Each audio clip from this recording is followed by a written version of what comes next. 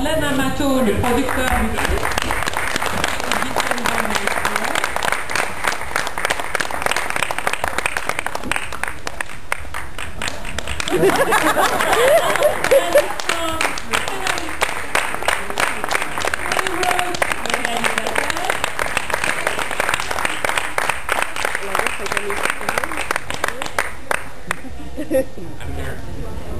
Et enfin Kevin Spacey.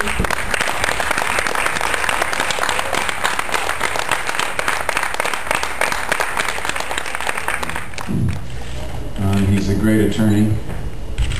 I have every suspicion that if Al Gore had won the election, that we might have seen Ron Klain as the Attorney General, or at least in the Attorney General's office. And I think that at a certain point, and I think it's depicted in the film, that for Ron, it became less about Al Gore and more about the process and the fairness of the process. And at the end of the day, he just wanted the votes to be counted. And I think that the movie shows, no matter how you slice it, the votes weren't counted. No matter how many times George Bush and James Baker said they counted them once, they counted them twice, now Al Gore wants to count them a third time. If you just look at the 18 counties that chose not to put the ballots back through the automatic machine recount, that's 1,500,000 votes? 1,506. 1,500. Yeah, that's a lot of votes that didn't get recounted.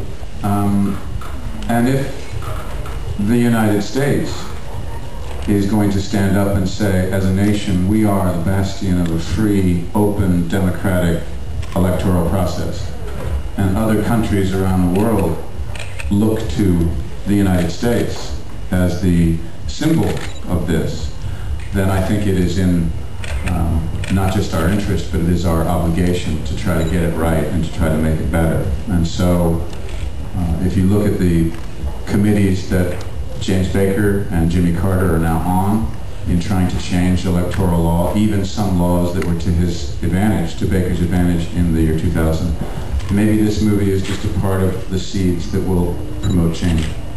The fight, no matter what's up against you, and I think that's what our characters on both sides of the aisle are doing in this film.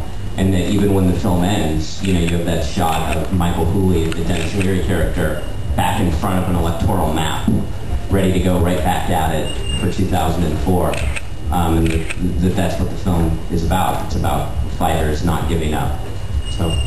It was made specifically to be shown on HBO. It was a film that we were very excited about and we thought was an event for us, and we very much wanted to keep it as such, and we thought HBO was a perfect venue for the film as well. And internationally be shown over other television stations. Punch card ballots. So it wasn't just a few counties, it was, you know, in Florida they had 4 different types of machines.